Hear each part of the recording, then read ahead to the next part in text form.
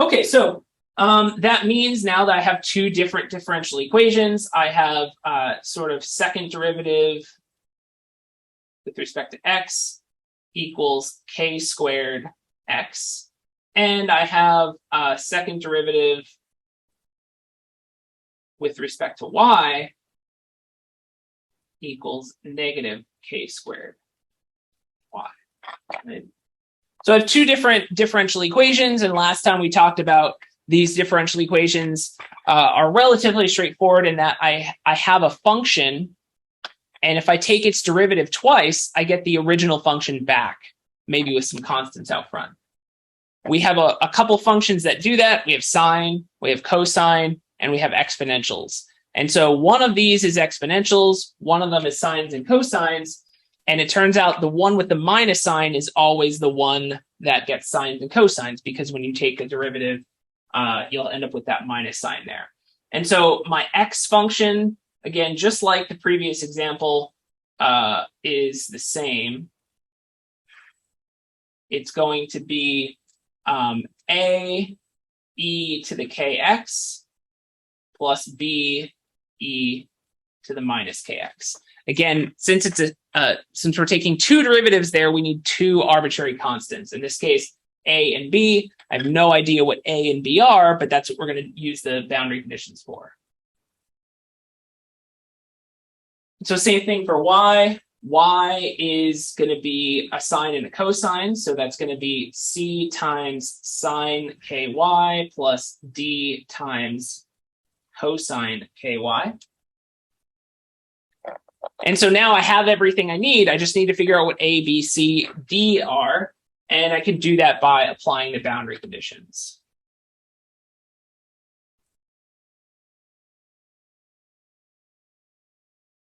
Right. And so we'll just go one at a time. Let's apply boundary condition 1.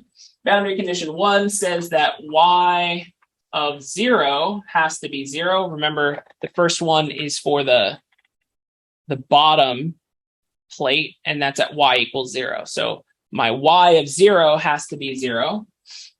And let's see what that gives us. That says that y of 0 is c times sine of 0 plus d times cosine of 0. And sine of 0, that's 0, but cosine of 0 is equal to 1. And so I get d times 1 equals 0. And so that immediately tells me that d is equal to 0. So far, that's exactly what we had in the previous example. So we got rid of one of the terms because we don't need this cosine term. For the next one, we had y at a is equal to 0. And so what do we get when we plug that in? I have c times sine ka. We've already said d is equal to 0, so I don't need to worry about the cosine anymore. And this is telling me that this has to be 0. And so if that's the case, remember last time we talked about there are two options here. Either c can be 0, but that's not useful because if c is 0, the whole thing's going to be 0, and that's not useful. And so instead, we say that sine ka equals 0, and that only happens if ka is equal to n pi, right? Where n is 1, 2, 3, 4, et cetera, et cetera. And so now we have a value for k, n pi divided by a. Okay, so now we have we didn't solve for c, but we did solve for k, which we didn't know before either. Okay, so now we're left with the two boundary conditions for the x direction, and I'm going to look at those sort of at the same time. And what this is telling me is v at plus b is equal to a constant, but also v at negative, I should put x's here, sorry.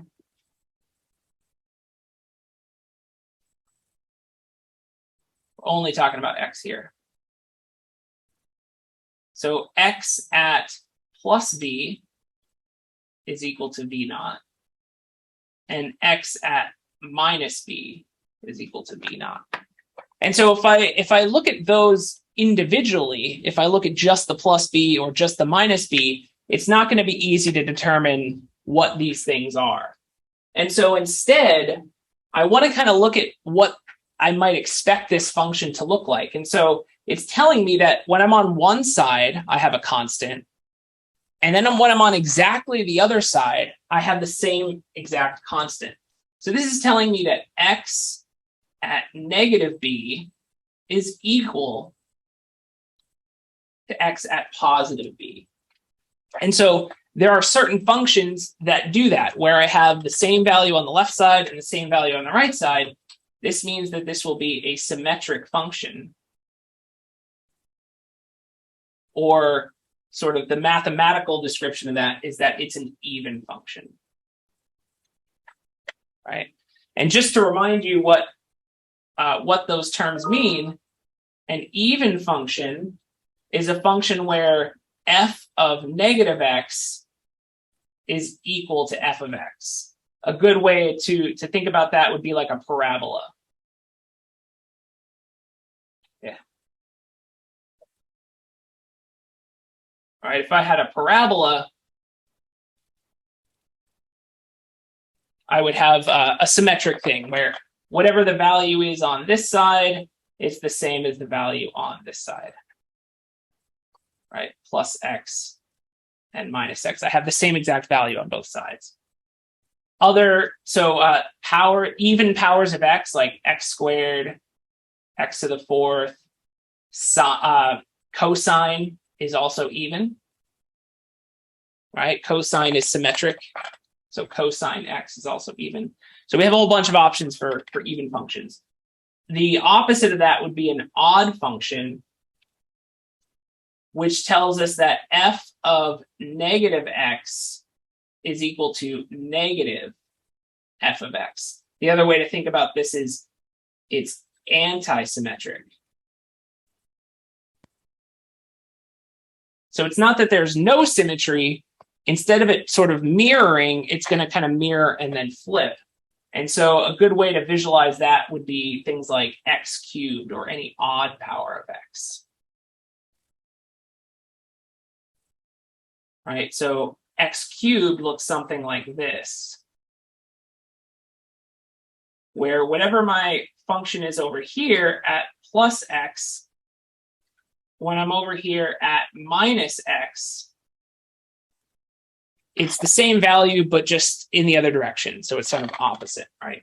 So things like x cubed, x, right? Just a linear straight line, x does that, right? Any odd power of x, but also sine does the same thing. Sine is mirrored, but then also flipped, so it's anti-symmetric. So I have either an even function or an odd function. And so if I look at my boundary conditions, because the plus b and the minus b have the same value, because the plus b and the minus b have the same value, I know that my function must be an even function. Right? And so what that means is if I were to plug in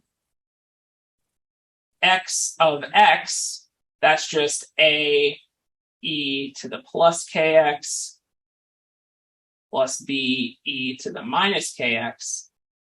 That should be exactly equal to x of negative x, which is a e to the minus kx plus b e to the plus kx. So all I've done is plug in a negative sign, and what you can see is that I have these terms here. I'll use a different color. I have these terms here now that have kind of swapped places.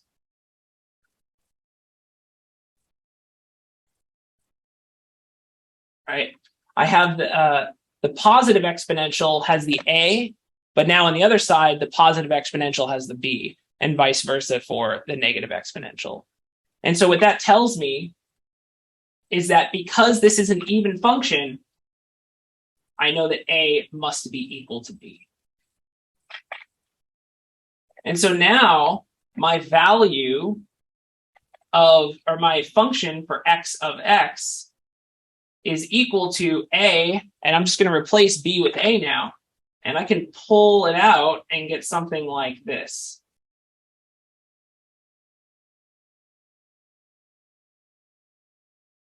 And now this is my new x of x. And you may or may not be familiar with this, but if you have exponentials that are added together like this, specifically a positive exponential and a negative exponential, those exponentials are a different special type of function. And I can rewrite this with a hyperbolic trig function. And don't let that name scare you. It's just a different kind of function. And the important point is that one of them is even and the other is odd. And so let's just remind ourselves what those are. If you haven't heard of them before, there is the hyperbolic sine function, often called sinh. And sinh of x has this formula where it's e to the x minus e to the negative x divided by 2. And so that's sort of a simple substitution. And if you were to plot it, it would look something like this, a lot like x squared, actually. It would look a lot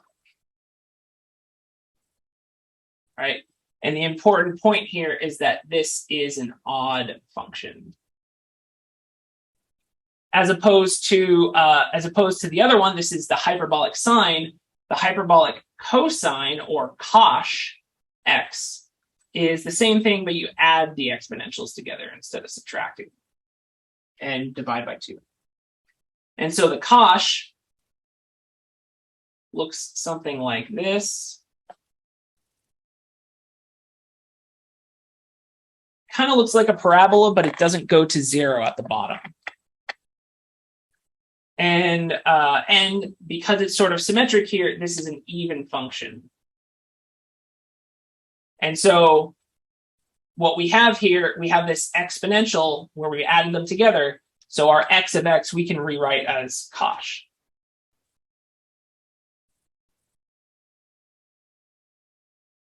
So I have a times cosh of kx. Okay.